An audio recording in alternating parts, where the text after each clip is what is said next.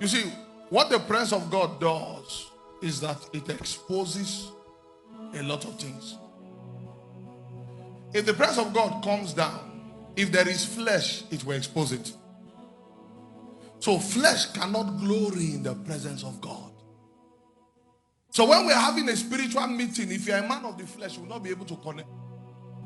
So that thing that is not making you to pray is exposing to you that you are a fleshy man. They've ascended beyond your level. So when you are in a meeting and you discover that there is a load, just know that the presence of God is now exposing flesh. And flesh cannot glory, cannot take flight. So that is when you begin to ask God for mercy. Jesus said, if you bring your gift before the altar and then you remember, there is something that will make you remember. When you come before the presence of God, it exposes who you are. Because when God cannot transact with you if you are not in a level of ascendancy. So he said, leave your gift there and go and be settled with your brother. In fact, he didn't say if you have something against your brother. He said if your brother has something against you, the Spirit of God brings it to your remembrance. At that time, your gift is no longer important. If not, you will give that gift in the flesh. So that is why we expose ourselves to the radiation of the presence of God. The presence of God. If we do not practice a Christianity that is spirit-powered, we will be fake and will not know.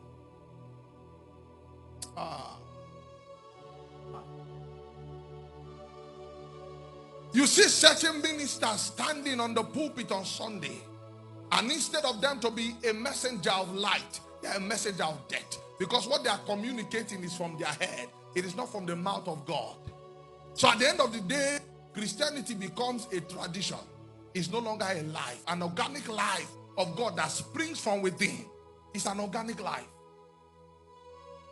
That is why accurate prophetic cannot be given to you because you put an handkerchief on your head. It's an organic working of God that is factored in your spirit. And you see, per time, according to what God wants to achieve, he will make his prophet that which he wants to achieve. Because I understood this in the school of the Spirit, that when God sends an angel, the angel becomes the message that God is sending him to say. So it's not every time that God wants to call name through your mouth. Sometimes as a prophet, he wants you to restore the people back to him. Sometimes as a prophet, he wants you to rebuke the iniquity of the people.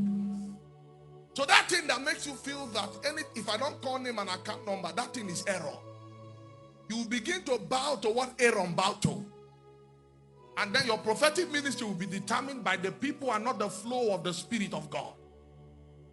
That is why we now have merchants who are businessmen that are merchandising the gospel of Jesus. There is a specimen I wanted to bring. My Papa Jakes that preached for us yesterday, he sent me a list. Someone took the sick father to a prophetess. The prophetess now, hey, a sick person. You see, these people are now godless. They don't know God.